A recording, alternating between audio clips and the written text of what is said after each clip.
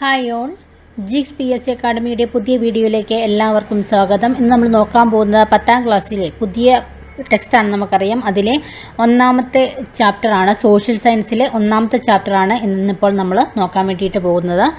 ആദ്യമായിട്ടാണ് നമ്മുടെ ചാനൽ കാണുന്നവരുണ്ടെങ്കിൽ ചാനൽ ഒന്ന് സബ്സ്ക്രൈബ് ചെയ്തിട്ട് വീഡിയോസ് കാണാൻ വേണ്ടിയിട്ട് ശ്രമിക്കുക. അതുപോലെ വീഡിയോ കാണുന്നവരെ ലൈക്ക് ചെയ്യുക, സപ്പോർട്ട് ചെയ്യുക. അപ്പോൾ ഒന്നാമത്തെ ചാപ്റ്റർ മാനവികത എന്ന ചാപ്റ്ററാണ്. അപ്പോൾ നമുക്ക് സ്റ്റാർട്ട് ചെയ്യാം കേട്ടോ. ഓക്കെ,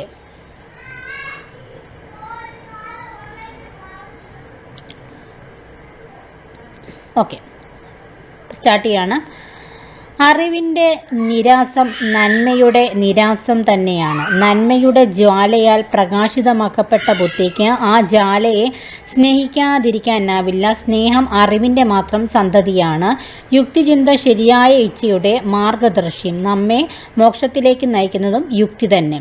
13ാം നൂറ്റാണ്ടിൽ ഇംഗ്ലണ്ടിൽ ജീവിച്ചിരുന്ന ചിന്തകനായ റോജർ ബേക്കണിൻ്റെ വാക്കുകളാണ്. അപ്പോൾ ആരുടെയാണെന്ന് മനസ്സിലായല്ലോ, റോജർ ബേക്കണിൻ്റെ വാക്കുകളാണ്. അദ്ദേഹം ഏത് നൂറ്റാണ്ടിലാണ് ജീവിച്ചിരുന്നത്? 13ാം നൂറ്റാണ്ടിൽ. യുക്തിചിന്ത, അറിവ്, സ്നേഹം എന്നിവയുടെ പ്രാധാന്യത്തെക്കുറിച്ചാണ് ഇവിടെ പരാമർശിക്കുന്നത്. അദ്ദേഹം ജീവിച്ചിരുന്ന കാലഘട്ടത്തിൽ യൂറോപ്പിലെ അധികാരികൾ യുക്തിചിന്തയെ നിഷേധിച്ചിരുന്നു. റോജർ ബേക്കണിനെ പോലുള്ള ചിന്തകർ നിലവിലിരുന്ന ഫ്യൂഡൽ അധികാര വ്യവസ്ഥയെയും അതിൻ്റെ ആശയങ്ങളെയും ചോദ്യം ചെയ്തു. തൽഫലമായി അവരിൽ പലരും അധികാരങ്ങളുടെ ക്രൂരമായ പീഡനത്തിനും ജയിൽവാസത്തിനും വിധേയരായി. ചിലർക്ക് ജീവൻ തന്നെ നഷ്ടപ്പെട്ടു. എന്നാൽ പിൻകാലത്ത് സ്ഥിതിഗതികൾ മാറിമറിയാൻ തുടങ്ങി. അപ്പോൾ ഇവിടെ ജസ്റ്റ് ഇത്ര അറിഞ്ഞിരുന്നാൽ മതി. 13ാം നൂറ്റാണ്ടിൽ ഇംഗ്ലണ്ടിൽ ജീവിച്ചിരുന്ന ശാസ്ത്രചിന്തകനാണ് ആര്? Roger bacon. അപ്പോൾ അതൊന്ന് ഓർത്തിരുന്നാൽ മതി. ഓക്കെ, ബാക്കിയോട് നമുക്ക് നോക്കാം. ഇതിലെ പ്രധാനപ്പെട്ട കാര്യങ്ങൾ നമുക്ക് പഠിച്ചുകൊണ്ടെടുക്കാം. 14ാം നൂറ്റാണ്ടോടെ യൂറോപ്പിലെ സാമൂഹിക, സാംസ്കാരിക, സാമ്പത്തിക, രാഷ്ട്രീയ രംഗങ്ങളിൽ ചില മാറ്റങ്ങൾ സംഭവിച്ചു. പ്രാചീന യൂറോപ്പിലെ ഗ്രെക്കോ റോമൻ സംസ്കാരത്തിൻ്റെ സ്വാധീനത്തോടൊപ്പം മധ്യകാലത്ത് നിലനിന്നിരുന്ന ആശയങ്ങളിൽ നിന്നും വഴിപിരിയാനുള്ള പ്രവണതയും ഇക്കാലത്ത് ശക്തിപ്പെട്ടു. ഈ മാറ്റങ്ങളുടെ സവിശേഷതകൾ എന്തൊക്കെയാണെന്ന് നമുക്ക് നോക്കാം. മനുഷ്യ കേന്ദ്രീകൃതമായ കാഴ്ചപ്പാട്, അതായത് മാനവികത എന്ന് പറഞ്ഞാൽ മനുഷ്യ കേന്ദ്രീകൃതമായ കാഴ്ചപ്പാട്. നഗരജീവിതത്തിൻ്റെ വളർച്ച, കച്ചവടത്തിൻ്റെ പുരോഗതി, ദേശരാഷ്ട്രങ്ങളുടെ വളർച്ച, വ്യക്തി സ്വാതന്ത്ര്യം, യുക്തിചിന്ത, മതേതര മൂല്യങ്ങളുടെ വ്യാപനം, പണാധിഷ്ഠിത സമ്പദ്ഘടന, പ്രാദേശിക ഭാഷകൾക്ക് ലഭിച്ച പ്രാധാന്യം, കലാശാസ്ത്ര രംഗങ്ങളിലുണ്ടായ മാറ്റങ്ങൾ. ഓക്കെ, പ്രാചീന റോമൻ സംസ്കാരത്തിൻ്റെ ഭാഗമായിരുന്ന ഇറ്റലിയിലായിരുന്നു ഈ മാറ്റങ്ങൾ കൂടുതൽ പ്രകടമായത്. ഇറ്റലിയിൽ ആവിർഭവിച്ച ഈ മാറ്റങ്ങൾക്ക് ചരിത്രകാരൻ നവോത്ഥാനം എന്ന് പേര് നൽകി. മധ്യകാലത്തെ ഫ്യൂഡൽ വ്യവസ്ഥയിൽ നിന്നും ആധുനിക കാലഘട്ടത്തിലേക്കുള്ള മാറ്റത്തിൻ്റെ കാലമായി നവോത്ഥാനം ചരിത്രത്തിൽ ഇടം നേടി. ഇവിടെ ബോക്സിൽ പറഞ്ഞിരിക്കുന്ന കാര്യം എന്താണെന്ന് നോക്കാം.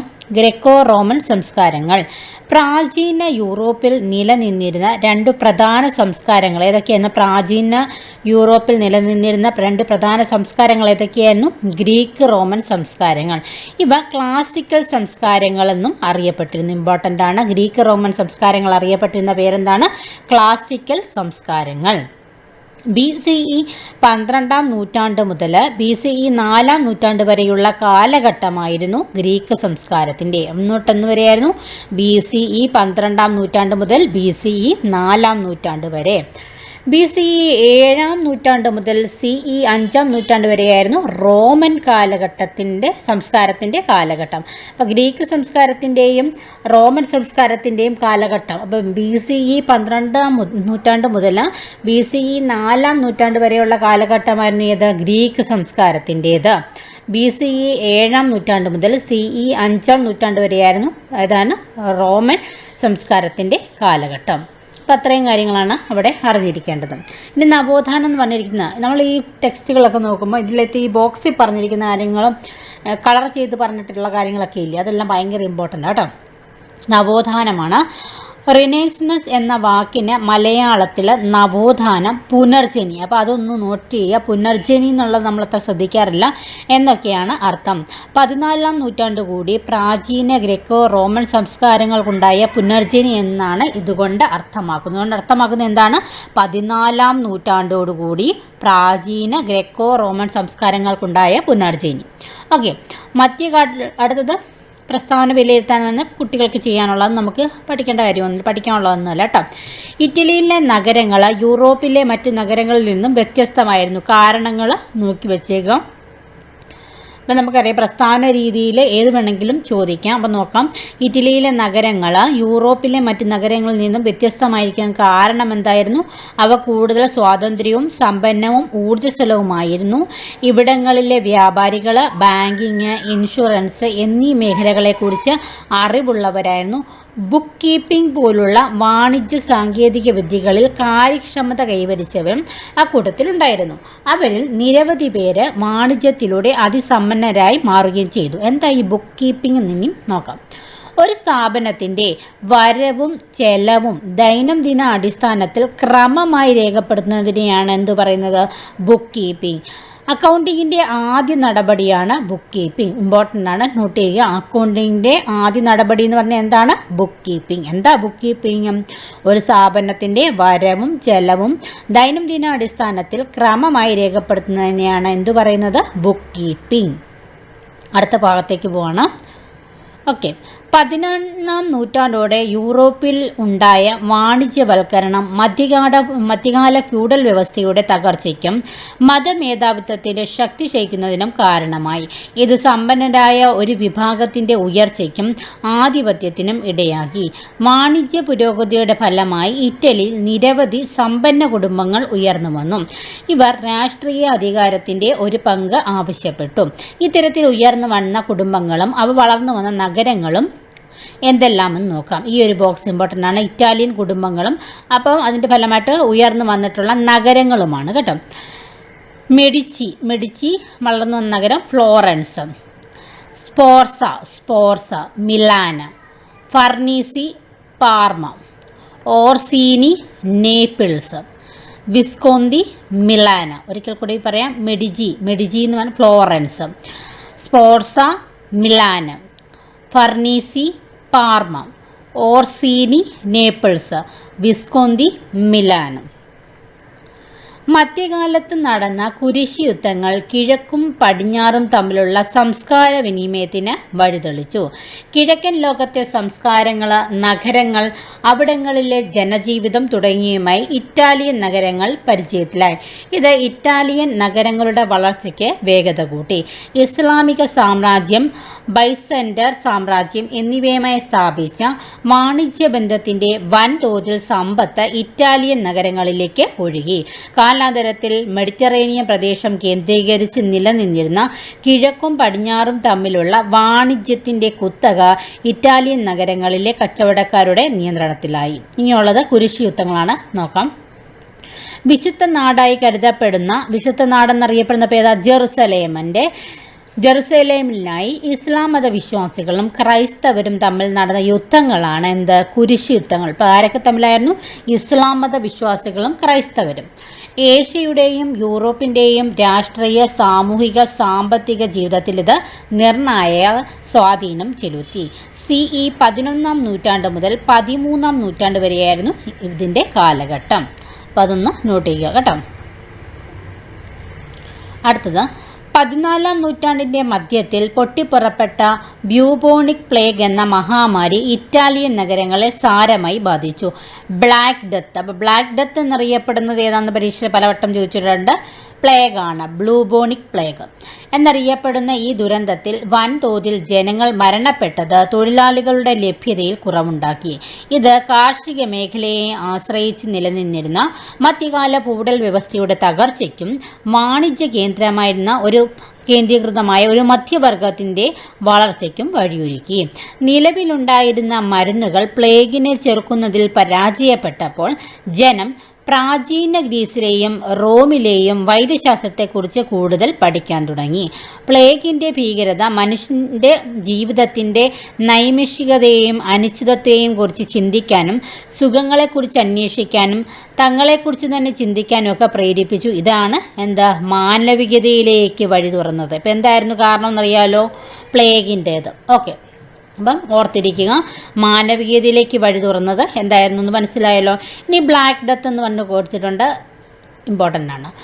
1347-നും 1351-നും ഇടയിൽ യൂറോപ്പിനെ തകർത്തെറിഞ്ഞ പ്ലേഗ് എന്ന മഹാമാരിയെയാണ് ബ്ലാക്ക് ഡെത്ത് എന്ന് വിശേഷിപ്പിക്കുന്നത്. ബ്ലാക്ക് ഡെത്ത് ഏത് കാലഘട്ടം? 1347-ഉം 1351. രോഗം ബാധിച്ചവരുടെ ശരീരത്തിൽ കറുത്ത കുമിളകൾ രൂപപ്പെട്ടിരുന്നു. ഇതിനാലാണ് ഇവർ ദുരന്തം കറുത്ത മരണമെന്ന് അറിയപ്പെട്ടത്. വാണിജ്യത്തിനായി വന്ന കപ്പലുകളിലൂടെ എത്തിയ എലികളിലെ ചെള്ള് വഴിയാണ് യൂറോപ്പിൽ പ്ലേഗ് പടർന്നു പിടിച്ചത്. ഓക്കെ, ഇനി അടുത്തത് നഗരങ്ങളിലെ സമ്പത്ത്, രാഷ്ട്രീയ സ്വാതന്ത്ര്യം, സാമൂഹിക ഐക്യം തുടങ്ങിയവ ജനങ്ങളിൽ പൗരബോധവും ആത്മാഭിമാനവും വളർത്തി. പ്രാചീന റോമാ സാമ്രാജ്യത്തിൽ നിലനിന്നിരുന്ന ക്രമസമാധാനം, ഭരണകൂടം എന്നിവയെ സംബന്ധിച്ച ആശയങ്ങൾ ഇറ്റലിയിൽ പ്രചരിച്ചു. പ്രാചീന റോമൻ നിയമങ്ങളിലും ലാറ്റിൻ ഭാഷയിലും പാണ്ഡിത്യമുണ്ടായിരുന്ന വിദ്യാസമ്പന്നനായ ഒരു വിഭാഗം വാണിജ്യ പ്രവർത്തനങ്ങളിൽ ഏർപ്പെട്ടിരുന്നു. തൽഫലമായി പ്രാചീന ഭാഷ, സാഹിത്യം, സ്ഥാപനങ്ങൾ, പൗരാണികത എന്നിവയിൽ ഇവർക്ക് താൽപ്പര്യം ജനിച്ചു. ഓരോ നഗരവും കലയുടെയും സാഹിത്യത്തിൻ്റെയും കേന്ദ്രങ്ങളാക്കാൻ ആഗ്രഹിച്ചു. പ്രാചീന റോമ നഗരത്തിലെ ചിത്രങ്ങളും കയ്യെഴുത്തു പ്രതികളും കെട്ടിടാവശിഷ്ടങ്ങളും രാജാക്കന്മാരുടെയും പുരോഹിതരുടെയും നേതൃത്വത്തിൽ കണ്ടെടുത്ത് സംരക്ഷിക്കപ്പെട്ടു. കെട്ടിടങ്ങൾ നിർമ്മിക്കുന്നതും കലയെയും സാഹിത്യത്തെയും പ്രോത്സാഹിപ്പിക്കുന്നതും യുക്തങ്ങളെക്കാൾ തങ്ങളെ ജനമനസ്സിൽ അനശ്വരമാക്കുമെന്ന് രാജാക്കന്മാർ കരുതി. ഇതൊന്നും ജസ്റ്റ് ഒന്ന് കേട്ടിരുന്നാൽ മതി. നമ്മൾ ടെക്സ്റ്റ് വായിക്കാതെ അവിടെ എവിടെയും ഉള്ള ഇമ്പോർട്ടൻറ്റ് കാര്യങ്ങൾ മാത്രം അങ്ങ് നോക്കി പോവുകയാണെങ്കിൽ നമുക്കൊരു പിന്നെ ഒരു ടെൻഷനാണ്, അവിടേക്ക് എന്തെങ്കിലും കാര്യങ്ങളുണ്ടെന്ന്. അപ്പം വായിച്ചിരുന്നാൽ സ്റ്റേറ്റ്മെൻറ്റ് രീതിയിലൊക്കെ വരുവാണെങ്കിൽ നമുക്ക് അത് എഴുതാൻ വേണ്ടിയിട്ട് സാധിക്കും കേട്ടോ. സമ്പന്നരായ ആളുകൾ തങ്ങളുടെ ഇടവക ദേവാലയങ്ങൾ മോടി പിടിപ്പിക്കുകയും സന്യാസിനി മഠങ്ങൾ, കത്തീഡ്രലുകൾ എന്നിവയുടെ നിർമ്മാണത്തേക്ക് പ്രോത്സാഹിപ്പിക്കുകയും ചെയ്തു. ഫ്ലോറൻസ്, മിലാന്, റോം, വെനീസ് തുടങ്ങിയ ഇറ്റാലിയൻ നഗരങ്ങളിൽ കലാകാരരെ പ്രോത്സാഹിപ്പിക്കുന്ന പൗരധർമ്മമായിട്ട് കണക്കാക്കപ്പെട്ടു. 1453 തുർക്കികൾ കിഴക്കൻ റോമാ സാമ്രാജ്യത്തിൻ്റെ തലസ്ഥാനമായിരുന്ന കിഴക്കൻ റോമാ സാമ്രാജ്യത്തിൻ്റെ തലസ്ഥാനം ഏതായിരുന്നു? കോൺസ്റ്റാന്റിനോപ്പിൾ പിടിച്ചെടുത്തു. പ്രാചീന ഗ്രേക്കോ റോമൻ സാഹിത്യകൃതികളുടെ കയ്യെഴുത്ത് പ്രതികൾ കൈവശമുണ്ടായിരുന്ന നിരവധി പണ്ഡിതരുടെ കേന്ദ്രമായിരുന്നു കോൺസ്റ്റാന്റിനോപ്പിൾ. തുർക്കികളുടെ ആക്രമണത്തെ തുടർന്ന് അവർ തങ്ങളുടെ കൈവശമുള്ള കയ്യെഴുത്ത് പ്രതികളുമായി ഇറ്റാലിയൻ നഗരങ്ങളിലേക്ക് നീങ്ങി. മധ്യകാലത്ത് സർവകലാശാലകളിൽ മാത്രം ഒതുങ്ങി നിന്ന അന്വേഷണങ്ങളും പഠനങ്ങളും ഗ്രന്ഥാലയങ്ങളിലേക്ക് വ്യാപിക്കാൻ തുടങ്ങി. സമ്പത്തും രാഷ്ട്രീയ സ്വാതന്ത്ര്യവും കലാപരമായ പുരോഗതിക്കും സാംസ്കാരിക രംഗത്തെ പരീക്ഷണങ്ങൾക്കും വഴിയൊരുക്കി. ഇതോടെ സാംസ്കാരിക രംഗത്തും വൈജ്ഞാന മേഖലയിലും പുത്തൻ ആശയങ്ങൾ പ്രകടമാകാൻ തുടങ്ങി. ഇനി ഇവിടെയുണ്ട് യൂറോപ്യൻ നവോത്ഥാനം ഒരു കൊളോണിയൽ കാഴ്ചപ്പാട്.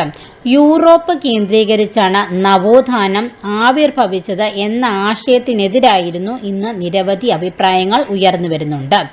ജോർജ് ജെയിംസിൻ്റെ സ്റ്റോളൻ ലെഗസി, മാർട്ടിൻ ബർണലിൻ്റെ black Athena, the Afro Asiatic roots of classic civilization എന്നീ ഗ്രന്ഥങ്ങൾ ഈ അഭിപ്രായം പങ്കുവെക്കുകയാണ്. അപ്പോൾ ഒന്ന് ഓർത്തിരിക്കുക, ആരുടെയൊക്കെയായിരുന്നു? ജോർജ് ജെയിംസിൻ്റെ സ്റ്റോളൻ ലെഗസി, മാർട്ടിൻ ബർണലിൻ്റെ black Athena, the Afro Asiatic roots of classic civilization എന്നീ ഗ്രന്ഥങ്ങൾ. ഓക്കെ, യൂറോപ്പ് മാത്രം ശരിയും മറ്റെല്ലാം തെറ്റുമാണ്, അല്ലെങ്കിൽ യൂറോപ്യർ മാത്രം പരിഷ്കൃതരും മറ്റെല്ലാവരും അപരിഷ്കൃതരുമാണ് എന്ന് വരുത്തി തീർക്കാനാണ് കൊളോണിയൽ ചരിത്രകാരന്മാർ ശ്രമിക്കുന്നതെന്നാണ് ഇവർ ബോധിക്കുന്നത്. ഇനി അടുത്തത് അരിസ്റ്റോട്ടിലിനെ ഇവിടെ കുറിച്ചിട്ട് ഇവിടെ പറഞ്ഞിട്ടുണ്ട്, ഇമ്പോർട്ടൻ്റ് ആണ്, നോക്കാം. പ്രാചീന ഗ്രീസിൽ ജീവിച്ചിരുന്ന ചിന്തകനായിരുന്നു ആര്? അരിസ്റ്റോട്ടിൽ. അദ്ദേഹത്തിൻ്റെ ആശയങ്ങൾ നവോത്ഥാന കാലത്ത് പുതിയ ചോദ്യങ്ങൾക്കും സംവാദങ്ങൾക്കും പശ്ചാത്തലമൊരുക്കി. 12-13 നൂറ്റാണ്ടുകളിൽ യൂറോപ്പിൽ അരിസ്റ്റോട്ടലിൻ്റെ കൃതികൾ ലത്തീനിലും പ്രാദേശിക ഭാഷകളിൽ വിവർത്തനം ചെയ്ത് പ്രചരിക്കപ്പെട്ടു. സത്യാന്വേഷണത്തിന് അദ്ദേഹം നൽകിയ പ്രാധാന്യവും പഠനങ്ങളുടെ വ്യാപ്തിയുമാണ് ഇതിന് കാരണം. ജസ്റ്റ് ഒന്ന് അറിഞ്ഞാൽ മതി. അവിടെ ഒന്നും പ്രത്യേകിച്ച് കാണാതെ പഠിക്കാൻ വേണ്ടിയിട്ടൊന്നുമില്ല. ബാക്കി നമുക്ക് നോക്കാം. മനുഷ്യർ കേന്ദ്രമാകുന്നു. മധ്യകാല ലോകത്തെ പ്രധാനമായും സ്വാധീനിച്ചിരുന്നത് സ്കോളാസ്റ്റിസിസം എന്നറിയപ്പെട്ട തത്വശാസ്ത്രമായിരുന്നു. ഇമ്പോർട്ടൻ്റ് ആണ് സ്കോളാസ്റ്റിസിസം. ക്രൈസ്തവ മതചിന്തയെ അടിസ്ഥാനമാക്കിയുള്ള ഈ തത്വശാസ്ത്രം വിജ്ഞാനത്തെയും അന്വേഷണങ്ങളെയും പ്രോത്സാഹിപ്പിച്ചുവെങ്കിലും ദൈവത്തിനും പരലോക ജീവിതത്തിനുമാണ് ഊന്നൽ നൽകിയത്. ഇതിൽ നിന്ന് മാറി മനുഷ്യരും ഇഹലോകത്തിനും യുക്തിചിന്തയ്ക്കും പ്രാധാന്യം നൽകിക്കൊണ്ടാണ് മാനവികത എന്ന ആശയം രൂപപ്പെട്ടത്. മനുഷ്യനിൽ അന്തർലീനമായ അനന്യത, വികാരങ്ങൾ, ശേഷികൾ, എഴുത്ത്, സംഭാഷണം എന്നിവയ്ക്ക് മാനവികതാവാദികൾ ഊനം നൽകി. ദൈവകേന്ദ്രീകൃതമായ കാഴ്ചപ്പാടിൽ നിന്നും മനുഷ്യകേന്ദ്രീകൃതമായ വീക്ഷണത്തിലേക്കുള്ള പരിവർത്തനമായിരുന്നു ഇതിൻ്റെ അടിസ്ഥാനം. വിയോജിപ്പുകൾക്കും വിമർശനങ്ങൾക്കും മാനവികതയിൽ സ്ഥാനം ലഭിച്ചു. അവർ മതത്തിൻ്റെ ആധിപത്യത്തെ ചോദ്യം ചെയ്തു. ഓക്കെ, ഇക്കാലത്ത് പ്രാചീന ഗ്രേക്കോ റോമൻ ഗ്രന്ഥങ്ങൾ ജനങ്ങൾ വർദ്ധിച്ച താൽപ്പര്യത്തോടെ വായിച്ചു. പ്രാചീന ഗ്രീക്ക് തത്വചിന്തകനായ അരിസ്റ്റോട്ടലിൻ്റെ ആശയങ്ങൾ അറബികൾ യൂറോപ്പിൽ പ്രചരിപ്പിച്ചു. മാനവികതാവാദികൾ പ്രാദേശിക ഭാഷകളിൽ കൃതികൾ രചിക്കുകയും ഗ്രേക്കോ റോമൻ ശൈലിയിൽ ചിത്രങ്ങൾ വരയ്ക്കുകയും ശില്പങ്ങൾ നിർമ്മിക്കുകയും ചെയ്തു. അവർക്ക് പ്രധാന പ്രചോദനം പ്രാചീന ഗ്രേക്കോ റോമൻ സംസ്കാരങ്ങളായിരുന്നുവെങ്കിലും അവരുടെ കാഴ്ചപ്പാട് വ്യത്യസ്തമായിരുന്നു. ഗ്രേക്കോ റോമൻ കുലദൈവത്തെയും സമ്പന്നരെയും ശക്തരെയുമാണ് ചിത്രീകരിച്ചിരുന്നത്. രൂപങ്ങൾ പൂർണ്ണ സൗന്ദര്യത്തോടെ ആവിഷ്കരിക്കാനാണ് അവർ ശ്രമിച്ചത്. എന്നാൽ നവോത്ഥാന മനുഷ്യരെ സ്വാഭാവികതയോടെ ചിത്രീകരിക്കുകയാണ് ചെയ്തത്.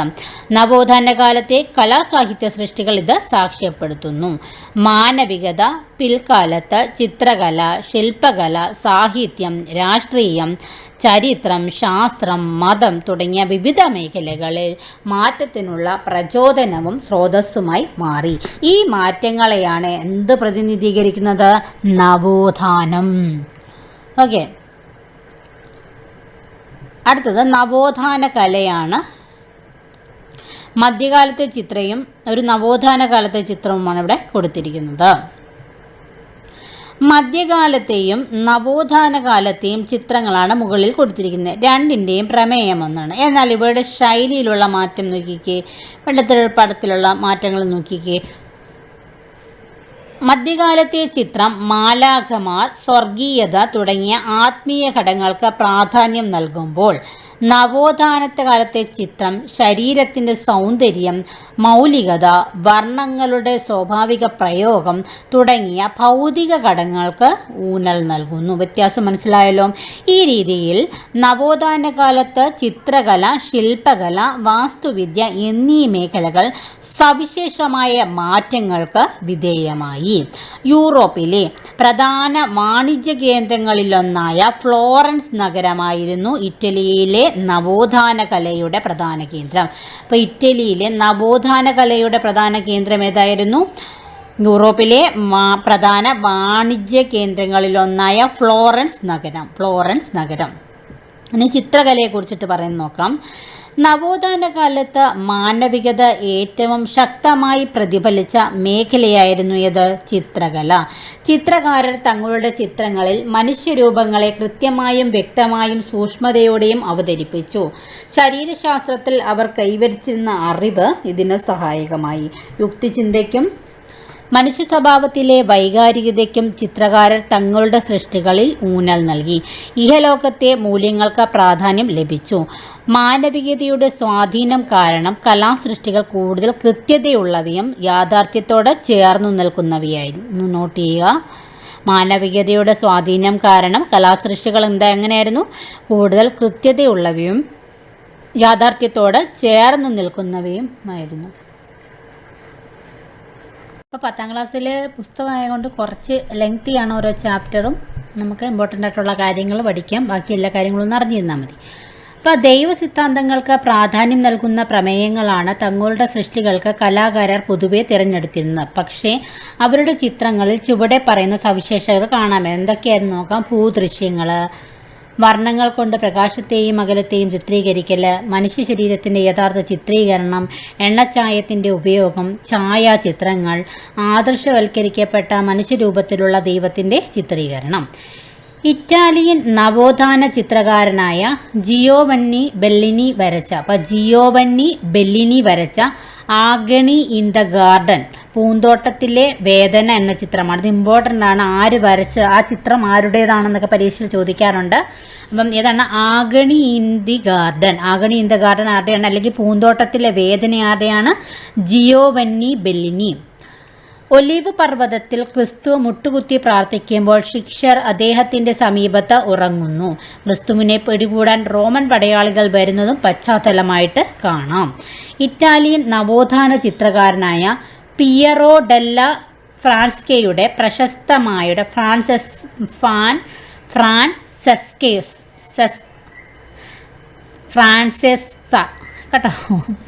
ഇരട്ട എണ്ണച്ചായ ചിത്രമായ ഡിപ്റ്റിക് ഓഫ് ഫെഡറിക്കോ ഡാ മോണ്ട ഫെൽട്രോയും ബാറ്റിസ്റ്റ സ്പോർസയും. കുറച്ച് പേരുകളൊക്കെ കുറച്ച് പ്രയാസമാണ്, എന്നാലും പഠിക്കുക. അപ്പം ഇറ്റാലിയൻ നവോത്ഥാന ചിത്രകാരൻ്റെ ചിത്രങ്ങൾ ഏതാണ്? പിയറോ ഡെല്ലയുടെ എണ്ണച്ചിത്രമാണ് ഡിപ്റ്റിക് ഓഫ് ഫെഡറിക്കോ ഡാ മോണ്ടെ ഫെൽട്രോയും ബാറ്റിസ്റ്റ സ്പോർസയും. അത്രയൊന്നും ഓർത്തിരിക്കുക. ജിയോ ടോട്ടയുടെ ചിത്രങ്ങളിലാണ് ഗ്രേക്കോ റോമൻ സ്വാധീനം ആദ്യം പ്രകടമായത്. പിൻകാലത്ത് ചിത്രകലാരംഗത്തേക്ക് കടന്നു വന്ന എല്ലാവരെയും സ്വാധീനിച്ച ചിത്രകാരൻ മാസ്റ്റിയോ ആയിരുന്നു. അദ്ദേഹത്തിൻ്റെ ചുമർ ചിത്രങ്ങൾ വൃത്താകാരത്തിലുള്ളവയും പ്രതലത്തിൽ നിന്നും പുറത്തേക്ക് തള്ളി നിൽക്കുന്നതായി തോന്നുന്നവയുമായിരുന്നു. ദൈനംദിന ജീവിതാനുഭവങ്ങൾ പേറുന്ന മനുഷ്യരൂപങ്ങളെയാണ് തന്മയത്തോടെ അദ്ദേഹം ചിത്രീകരിച്ചത്. ലിയനാർഡോ ഡാവിഞ്ചിയുടെ വിശ്വപ്രസിദ്ധങ്ങളായ ചിത്രങ്ങളാണ് ഏതൊക്കെ? ലിയനാർഡോ ഡാവിഞ്ചിയുടെ ചിത്രങ്ങൾ ഏതൊക്കെയാണ്? അന്ത്യ അത്താഴം, മൊണോലിസ എന്നിവ. അപ്പം ഇമ്പോർട്ടൻ്റ് ആണ്, ഓർത്തിരിക്കുക, പഠിക്കുക. വർണ്ണം, നിഴൽ, പ്രകാശം എന്നിവയെ സംയോജിപ്പിക്കുന്ന ശാസ്ത്രത്തിൽ ഡാവിഞ്ചി അതുല്യനായിരിക്കുന്നുവെന്ന് ഈ ചിത്രങ്ങൾ നമ്മോട് പറയുന്നുണ്ട്. മനുഷ്യ ശരീരത്തെക്കുറിച്ച് ശാസ്ത്രീയമായി പഠിച്ച ഒരു ബഹുമുഖ പ്രതിമയായിരുന്നു ലിയനാർഡോ ഡാവിഞ്ചി. നിങ്ങളിലൊരാൾ എന്നെ ഒറ്റിക്കൊടുക്കുമെന്ന് യേശു ക്രിസ്തു തൻ്റെ ശിഷ്യരോട് പറയുമ്പോൾ അവരുടെ മുഖത്ത് പ്രത്യക്ഷപ്പെടുന്ന അത്ഭുതം, ഭയം, കുറ്റബോധം തുടങ്ങിയ മാനുഷിക വികാരങ്ങളാണ് അന്ത്യ അത്താഴത്തിൽ പ്രതിഫലിക്കുന്നത്. എന്തൊക്കെയായിരുന്നു? അത്ഭുതം. അതായത് ക്രിസ്തു പറയാ നിങ്ങളിൽ ഒരാൾ എന്നെ ഒറ്റിക്കൊടുക്കുമെന്ന്. അപ്പം അങ്ങനെ ശിഷ്യരോട് പറയുമ്പോൾ അവരുടെ മുഖത്ത് പ്രത്യക്ഷപ്പെടുന്ന അത്ഭുതം, ഭയം, കുറ്റബോധം തുടങ്ങിയ മാനുഷിക വികാരങ്ങളാണ് അന്ത്യ അത്താഴത്തിൽ പ്രതിഫലിക്കുന്നത്. മൊണോലിസയുടെ നിഗൂഢമായ മുഖഭാവത്തിൽ ഉത്തരം കിട്ടാത്ത നിരവധി ചോദ്യങ്ങൾ ഡാവിഞ്ചി ഒളിപ്പിച്ചു വച്ചിരിക്കുന്നു എന്നാണ് പൊതുവെ വിലയിരുത്തപ്പെടുന്നത്. കണ്ടോ അന്ത്യ അത്താഴത്തിൻ്റെ പടം കണ്ടോ? മൊണോലിസ കണ്ടോ? നോക്കുക.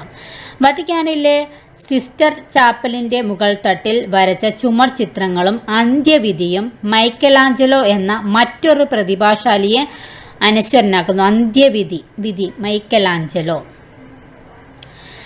അനുസരണമാക്കുന്നു. ശക്തരും സുന്ദരരുമായ മനുഷ്യരായിരുന്നു അദ്ദേഹത്തിൻ്റെ മിക്ക ചിത്രങ്ങൾക്കും കേന്ദ്രബിന്ദു. അപ്പം എന്തായിരുന്നു അദ്ദേഹത്തിൻ്റെ ചിത്രങ്ങളിൽ കേന്ദ്രബിന്ദു? ശക്തരും സുന്ദരരുമായിട്ടുള്ള മനുഷ്യരും. നവോത്ഥാന കാലത്ത് ശ്രദ്ധ നേടിയ മറ്റ് രണ്ട് ചിത്രകാരായിരുന്നു ടിഷ്യനും റാഫേലും. മനുഷ്യരെ വിവേകികളും മിതവാദികളും അന്തസ്സുള്ളവരുമായിട്ട് റാഫേൽ ചിത്രീകരിച്ചു. ഇവരുടെ ചിത്രങ്ങളിൽ ആശയത്തോടൊപ്പം സൗന്ദര്യത്തിനും ഊന്നൽ നൽകി. കണ്ടോ? അപ്പോൾ നോക്കുക. അടുത്തത് ശില്പകലയും കൂടെ നമുക്ക് ഈ ഒരു നോക്കാം. മറ്റേത് നമുക്ക് അടുത്ത പാർട്ട് 2 വീഡിയോ ആയിട്ട് നോക്കാം. ഓക്കെ. ചിത്രകലയെപ്പോലെ ശ്രദ്ധേയനായ മറ്റൊരു രംഗം ശില്പകലയായിരുന്നു. നവോത്ഥാന കാലത്തെ ശ്രദ്ധേയരായ ശില്പികളിൽ ഒരാളായിരുന്നു ഡൊണാട്ടെല്ലോ. മധ്യകാല ഗോതിക് ശൈലിയിൽ നിന്നും ശില്പകലയെ മോചിപ്പിച്ച അദ്ദേഹം ശില്പങ്ങൾക്ക് കൂടുതൽ ഊർജവും വ്യക്തിത്വവും ഉയർന്നു പകർന്നു. ഒരു കാലിൽ തൻ്റെ ശരീരഭാരം പൂർണ്ണമായും താങ്ങുന്ന കൗമാരക്കാരനെ അദ്ദേഹം ദാവീദ് എന്ന വെങ്കല ശില്പത്തിലൂടെ അവതരിപ്പിച്ചു. അപ്പം ഡോണോറ്റെല്ലയുടെ ദാവീദ് ഇമ്പോർട്ടൻ്റ് ആണ്, ഓർത്തിരിക്കുക. ആ ഒരു പേരും ചിത്രത്തിൻ്റെ പേരും ഒക്കെ ഒന്ന് ഓർത്തിരുന്നാൽ മതി, ശില്പകലയുടെ പേര് ഓർത്തിരിക്കുക. എന്ന വെങ്കല ശില്പത്തിലൂടെ അവതരിപ്പിച്ചു. അദ്ദേഹത്തിൻ്റെ ഗത്താമലാത്ത എന്ന കുതിരപ്പുറത്തിരിക്കുന്ന യോദ്ധാവിൻ്റെ ശില്പം ഗത്താമലാത്ത പ്രാചീന റോമിലെ കുതിരപ്പടയാളികളെ ഓർമ്മിപ്പിക്കുന്നു. മതേതരനായ ഒരു വീരനെ അനുശ്വരാക്കുക എന്ന ദൗത്യമാണ് ഡൊണാറ്റല്ലോ ഇതിൽ നിർവഹിച്ചിരിക്കുന്നത്. മനുഷ്യ ശരീരത്തിൽ ദൈവത്തെ അവതരിപ്പിക്കുന്ന മൈക്കലാഞ്ചിയുടെ ശില്പങ്ങൾ പ്രാചീന ഗ്രേക്കോ റോമൻ ശൈലിയിൽ നിന്നും വഴിമാറി സഞ്ചരിച്ചു. ക്രിസ്തുവിൻ്റെ ശരീരം മടിയിൽ കിടത്തിയിരിക്കുന്ന മേരിയെ ചിത്രീകരിക്കുന്ന ശില്പമായ പിയത്തയും വീരനായ ദാവീദിൻ്റെ ശില്പവും അദ്ദേഹത്തെ അനുഷ്യനാക്കി. കണ്ടോ, ഗത്താമലാത്ത പടം കണ്ടോ, പിയത്ത, മൈക്കലാഞ്ചലോയുടെ ദാവീദ് കണ്ടോ. ഇതൊക്കെ ഇമ്പോർട്ടൻ്റാണ്, പേരുകളെല്ലാം ഓർത്തിരിക്കുക. അപ്പോൾ അത്രയേ ഉള്ളൂ. വാസ്തുവിദ്യ തൊട്ട് നമുക്ക് അടുത്ത പാർട്ട് 2 വീഡിയോയിൽ കാണാം. അപ്പോൾ ഇതെല്ലാവരും പഠിക്കുക, എടുത്തു പറയുന്ന കാര്യങ്ങൾ നല്ല രീതിയിൽ പഠിക്കുക, വീഡിയോയ്ക്ക് ഒന്ന് ലൈക്കൊക്കെയും ചെയ്ത് സപ്പോർട്ട് ചെയ്യുക. അപ്പോൾ നെക്സ്റ്റ് ക്ലാസ്സിൽ നമുക്ക് വീണ്ടും കാണാം. അപ്പോൾ എല്ലാവർക്കും ബൈ, താങ്ക്